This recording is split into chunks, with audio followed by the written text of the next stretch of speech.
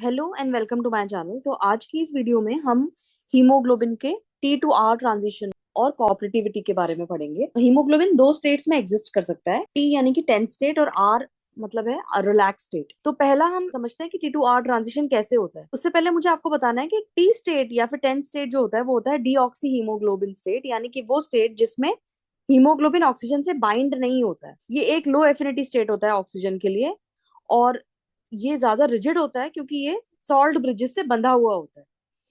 और ज्यादातर टिश्यूज में ये होता है जहाँ पे ऑक्सीजन को रिलीज करना है। ऑक्सी हीमोग्लोबिन स्टेट या फिर आर स्टेट को हम रिलैक्स स्टेट कहते हैं। ये हीमोग्लोबिन का वो स्टेट है जिसमें हीमोग्लोबिन ऑक्सीजन से बाउंड होता है। ये ऑक्सीजन के लिए हाई एफिनिटी स्टेट है और इसमें ऑक्सीजन बाइंड करता है, जिसकी वजह से 15 डिग्रीज रोटेशन आता है अल्फा बीटा डायमर में हीमोग्लोबिन के। हाँ? तो अब आपको ऐसा समझना है कि हीमोग्लोबिन हीम और ग्लोबिन से बना हुआ है। ग्लोबिन है ये बॉडी और हीम है इसके अंदर की 4 सीट्स। अब हर एक सीट पे ये है ग्लोबिन और इसके अंदर 4 सीट्स हैं जिस पर एक पैसेंजर बैठ सकता है, और हर एक सीट है हीम। डीऑक्सी हीमोग्लोबिन स्टेट में ऑक्सीजन यहाँ पे यानी कि पैसेंजर नहीं है, ये खाली है टैक्सी इस टाइम पे।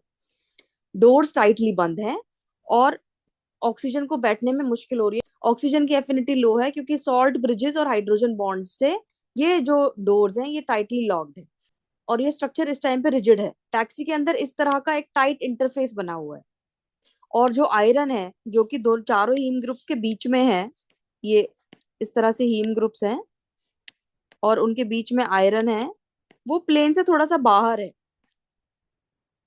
और सॉल्ट ब्रिजेस भी हैं इसमें। ऑक्सीजन मॉलिक्यूल आता है, ये है ऑक्सी हीमोग्लोबिन यानी स्टेट, यानी कि आर स्टेट, रिलैक्स स्टेट या फिर हाई ऑक्सीजन एफिनिटी स्टेट भी कहते हैं इसे। ऑक्सीजन को अब आपको पैसेंजर की तरह समझना है। तो जब टैक्सी में पैसेंजर्स बैठते हैं, पहला पैसेंजर जब बैठता है तो ये आयरन का जो स्ट्रक्चर बड़ा सा स्ट्रक्चर था उसको थोड़ा सा एडजस्ट होना पड़ता है। और डोर्स, क्योंकि मैंने पहले ही बताया था कि ये सॉल्ट ब्रिजेस और हाइड्रोजन बॉन्ड्स की वजह से ये डोर्स प्रॉपरली ओपन नहीं हो रहे थे। पहला ऑक्सीजन को थोड़ा सा स्ट्रगल करना पड़ता है, पहले पैसेंजर को बैठने में थोड़ा स्ट्रगल करना पड़ता है। लेकिन जैसे ही पहला पैसेंजर यानी पहला ऑक्सीजन हीम ग्रुप के साथ बाइंड कर जाता है तो बाकी के ऑक्सीजन मॉलिक्यूल्स भी इजीली बाइंड कर जाते हैं। ऑक्सी हीमोग्लोबिन स्टेट जो है उसकी एफिनिटी हाई है ऑक्सीजन के लिए। Fe2+ का मूवमेंट होता है जिसकी वजह से T2R स्टेट ट्रांजिशन होता है। जैसा मैंने बताया कि डीऑक्सी हीमोग्लोबिन स्टेट में Fe2+ प्लेन से थोड़ा सा बाहर था, जैसे ही ऑक्सीजन आएगा तो वो थोड़ा एडजस्ट करेगा और प्लेन के अंदर फिट हो जाएगा। डीऑक्सी हीमोग्लोबिन स्टेट में Fe2+ 0.6 एमस्ट्रॉन्ग आउटसाइड है पोरफायरिन प्लेन से। बाइंडिंग ऑफ ऑक्सीजन आयरन को पुल करता है पोरफायरिन प्लेन के बीच में, और इसकी पुल करने की वजह से प्रॉक्सिमल हिस्टिडीन और एफ हेलिक्स ये भी पुल होते हैं, और जिसकी वजह से T2R कॉन्फॉर्मेशनल चेंज इनिशिएट होता है।